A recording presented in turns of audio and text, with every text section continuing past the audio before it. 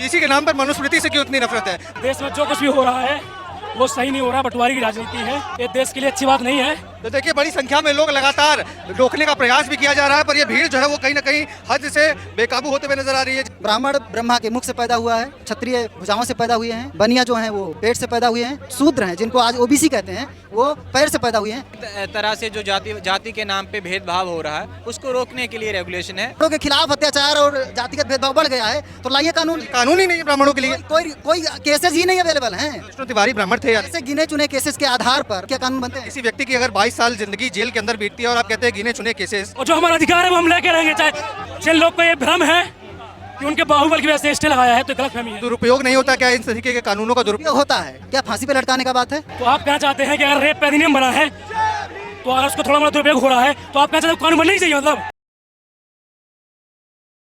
तो देखिए बड़ी संख्या में लोग लगातार रोकने का प्रयास भी किया जा रहा है, पर ये भीड़ जो है वो कहीं ना कहीं हद से बेकाबू होते हुए नजर आ रही है। जिस तरीके से जय भीम के नारे हो, मनुस्मृति मुर्दाबाद के नारे हो, इस तरीके से जो प्रदर्शन यूजीसी के लिए होना था, सर क्या कुछ हो रहा है यहाँ? प्रदर्शन के नाम पर जय भीम के नारे लग रहे हैं, मनुस्मृति मुर्दाबाद के नारे लग रहे हैं, क्या कहेंगे? हम सिर्फ भीम को मानते हैं, सिर्फ भीम को, अंबेडकर को मानते हैं, संविधान मानते हैं और हम संविधान के बल पे बात करेंगे और जो हमारा अधिकार है वो हम लेके रहेंगे। चाहे जनरल वर्ग का ये कहना है कि संविधान के तहत ही लड़ाई लड़ी है और सुप्रीम कोर्ट से स्टे का जो है वो ऑर्डर पास कराया है, इसमें समस्या क्या आ रही है? तो आप बताइए ना, यूजीसी लागू हुआ? यूजीसी अगर धरातल पे आता तब तो पता चलता उसमें भेदभाव हो रहा है, आपने उसको धरातल पे आने नहीं दिया। नहीं, पर अगर आप ये कहते हैं कि हम एक हैं, हम सभी मिलकर इस कानून के लिए लड़ाई लड़ रहे हैं, तो कहीं ना कहीं जनरल समाज भी पूछता है कि उन्हें अकेला क्यों छोड़ा गया इसमें? उनको अकेला कहाँ छोड़ रहे हैं हम? उनको तो ऑलरेडी जगह मिली हुई है 10% के माध्यम से। जिसकी जनसंख्या 3% है वो 10% आरक्षण ले रहा है, तो किसका हिस्सा खा रहा है? आप बताइए ना हम लोग को। हिस्सा पर कई जगह देखा जाता है कि यूजीसी ST/SC एक्ट की हम अगर बात करें, कई सारे फर्जी केसेस भी देखने को मिले थे। कई लोगों ने अपनी उम्र गुजार दी जेल के अंदर और अंत में बाइज्जत बली होकर निकला है। इसका सुनिश्चित कौन करेगा? तो आप कहना चाहते हैं कि अगर रेप पे अधिनियम बना है तो अगर उसको थोड़ा मोड़ा दुरुपयोग हो रहा है तो आप कहना चाहते हैं कानून बनना ही चाहिए मतलब है? अगर देश में इतनी नैतिकता आ जाएगी तो देश में कानून बनाने की जरूरत क्या पड़ेगी? रेप में ये प्राविधान तो है कि अगर किसी ने गलत आरोप लगाया है तो उसके खिलाफ कार्रवाई होगी। तो इसमें भी है ना, इसमें आप 10 लोग की जो समिति है ना, उसमें जो बीसी रहेगा, बीसी हेड रहेगा कमेटी का, तो कमेटी का बीसी कौन है? अभी 80% में बीसी कौन है? सिर्फ सवर्ण वाले होना है। तो और आप अब ड्राफ्टिंग कमेटी जो आप 10 इक्विटी कमेटी बनेगी उसमें 10 मेंबर रहेंगे, उसमें 3 प्रोफेसर रहेंगे, एक बीसी हेड रहेगा, हेड ऑफ इंस्टीट्यूट, 2 स्टूडेंट रहेंगे ST/SC OBC के छात्र रहेंगे, ठीक है? तो उसमें चांस है ना कि 7 जनरल हो सकते हैं ना। अब दिव्यांग थोड़ी पूछता है कि वो जनरल की SC के ST OBC है, दिव्यांग तो कोई भी हो सकता है ना। यूजीसी के नाम पर मनुस्मृति से क्यों इतनी नफरत है? मनु के बारे में क्यों इस तरीके की बातें की जा रही है? एक्चुअली देखिए ऐसा ना कि देश में जो कुछ भी हो रहा है वो सही नहीं हो रहा, बंटवारे की राजनीति है, ये देश के लिए अच्छी बात नहीं है।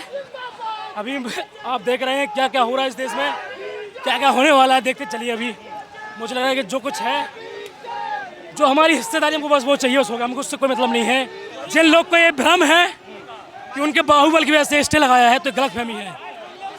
इस बिल में कुछ न कुछ रिफॉर्म की जरूरत थी। आप मानते हैं इस बात को? क्या रिफॉर्म्स की मांग करते हैं कि लगता है? बस मैं मानता हूँ थोड़ा रिफॉर्म की जरूरत ये थी कि जो उसमें डिकोड नहीं किया गया है कि जनरल कैटेगरी वालों को, ऐसे मान लो अगर बाई चांस मैं ही जनरल में होता और मेरे को फॉल्स तरीके से लगेंगे तो मुझे अपने आप को प्रूव करने का एक मौका देना चाहिए, तो वो होना चाहिए। उसका हम स्वागत करते हैं, इस रिफॉर्म का वो होना चाहिए, लेकिन रेगुलेशन लागू होना चाहिए। आपका नाम क्या होगा सर? मेरा नाम विजय है, मैं यूनिवर्सिटी ऑफ दिल्ली में पॉल साइंस में PhD कर रहा हूँ। विजय भाई ये बताइए, अगर आप बात करें डिस्क्रिमिनेशन की, मैं मानता हूँ डिस्क्रिमिनेशन होता है, पर क्या केवल ST/SC OBC के साथ डिस्क्रिमिनेशन होता है? ब्राह्मणों के साथ नहीं होता, स्वर्णों के साथ नहीं होता, क्षत्रियों के साथ नहीं होता, किसी भी प्रकार का हो? क्या नहीं? हमको ब्राह्मणों के खिलाफ, ब्राह्मणों के साथ किस तरह का डिस्क्रिमिनेशन होता है बताइए थोड़ा। आपने नहीं सुना तिलक तराजू और तलवार इनको मारो? ये और ये नारा आया कहाँ से? ये नारा आया कहाँ से? यूनिवर्सिटी कैंपस में ब्राह्मणों के खिलाफ या ब्राह्मणों के साथ में या ठाकुरों के साथ में, बनिया के साथ में किस तरह का डिस्क्रिमिनेशन होता है, उसके केसेज आप बताइए, और उसका किसी कमेटी के द्वारा कोई रिपोर्ट अवेलेबल है तो वो बताइए। हम मानने के लिए तैयार हैं अगर कोई कमेटी ये कहती है कि 118% ब्राह्मणों के खिलाफ अत्याचार और जातिगत भेदभाव बढ़ गया है, तो लाइए कानून। वही तो बात है, ब्राह्मणों के लिए कोई कानून ही नहीं, कोर्ट अवेलेबल नहीं, कानून ही नहीं है ब्राह्मणों के लिए। कोई केसेज ही नहीं अवेलेबल हैं। क्या केस अवेलेबल आप बताइए? क्या यूनिवर्सिटी में पीएचडी लेवल पर जो एडमिशन होता है, अच्छा, विष्णु तिवारी ब्राह्मण थे या नहीं? हाँ? विष्णु तिवारी ब्राह्मण थे या नहीं? ऐसे गिने चुने केसेस के आधार पर, ऐसे गिने चुने केसेस के आधार पर क्या कानून बनते हैं? किसी व्यक्ति की अगर 22 साल जिंदगी जेल के अंदर बीतती है और आप कहते हैं गिने चुने केसेस, रोहित वेमुला, उनका 22 साल बीता, रोहित वेमुला की हत्या कर दी गई, क्या आप इसको कंसिडर नहीं? बिल्कुल गलत बात। हाँ? उसी के लिए ये कानून आया है, ठीक है, इसका समर्थन होना चाहिए। इसमें फॉल्स केसेस अगर कोई कर रहा है तो इसका प्रोविजन है। दुरुपयोग नहीं होता क्या इन तरीके के कानूनों का? दुरुपयोग दुरुपयोग होता है, कितना दुरुपयोग होता है? कितना होता है? इसका बहुत एक्सेप्शनल दुरुपयोग होता है, हर केस में होता है, लेकिन इस आधार पर इस रेगुलेशन को आप अपोज नहीं कर सकते हैं। हर तरह का जितना भी कानून किसी भी देश में आता है उसका मिसयूज होता है, ठीक है, उसके प्रोविजन बनाए जाने चाहिए कि उसका मिसयूज कम हो, ठीक है। ठीक है, चलिए आप मिसयूज कर रहे हैं, फॉल्स केसेस कर रहे हैं, ठीक है, बिना वजह से गलत केसेस में फंसा रहे हैं लोगों को, उनको पनिश करने का प्रोविजन होना चाहिए। क्या इस बिल में वो प्रोविजन था? आप बताइए हमको ना कि बिना प्रूफ के पनिशमेंट देने का प्रोविजन है?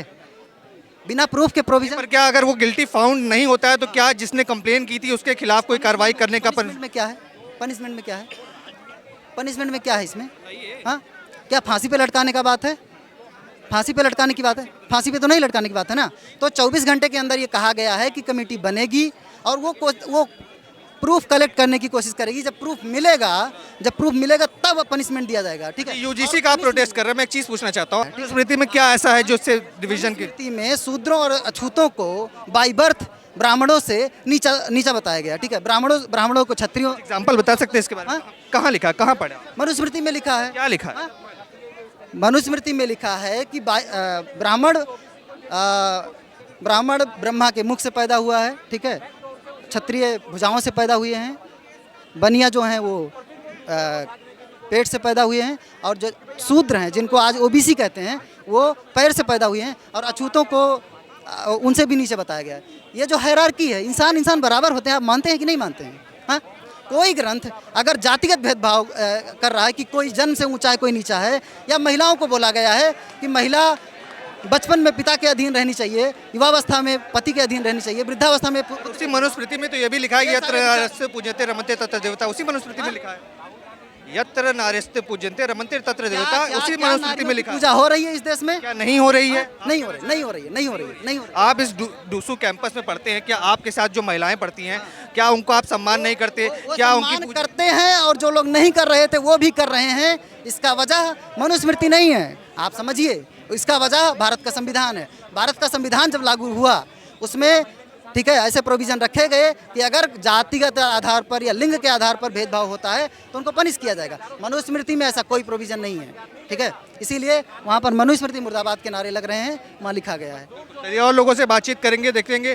सर क्या कहना चाहेंगे? प्रोटेस्ट चल रहा है, किस बारे में है, क्या मांगे हैं? जो यूजीसी को रोल बैक करने की स्वर्ण समाज मांग कर रहा था, अब वो रोल बैक हो गया है, तो ये मनुस्मृति मुर्दाबाद और इस तरीके के नारे लगाने का क्या मतलब? नारों की बात तो नारों वाले से पूछिए।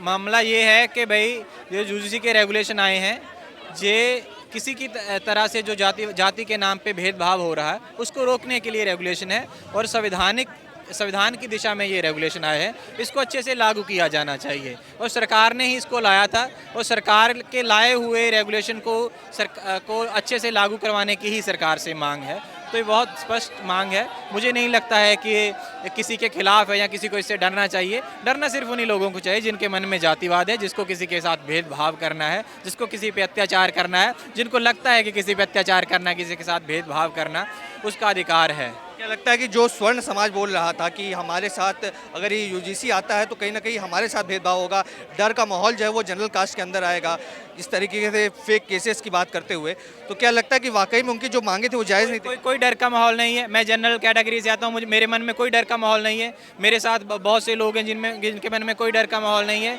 ये फेक प्रोपेगेंडा फैलाया जा रहा है कि पूरे कुछ जनरल कैटेगरी में कोई डर का माहौल है। डर का माहौल उसी के मन में होना चाहिए जिसको भेदभाव करना है, जिसको लगता है कि जाति के नाम पर भेदभाव भेदभाव होना चाहिए। जिसके मन में नहीं है, वो गंदगी नहीं है जातिवाद की नाम की, जो सामान्य सबको मानता है, तो उसको क्या दिक्कत होनी चाहिए? वो मानेगा कि किसी के साथ भेदभाव नहीं होना चाहिए। और ये मिसयूज़ वाला जो मतलब कार्ड खेला जा रहा है, इसमें मिसयूज़, किसी भी चीज़ का मिसयूज़ नहीं होना चाहिए। देश में देश के खिलाफ किसी का कत्ल हो जाता है, उसमें किसी गलत पे इल्ज़ाम किसी पे लग जाते हैं, तो इसलिए कि किसी कत्ल के खिलाफ कोई मिसयूज़ हो जाता है, कत्ल के खिलाफ केस का, इसलिए कत्ल के खिलाफ कोई कानून ही नहीं होना चाहिए। ये तो कोई लॉजिक नहीं होगा ना, मतलब मिसयूज़ नहीं होना चाहिए इसलिए यूज़ ही ना हो, ये कोई लॉजिक नहीं है कम से कम।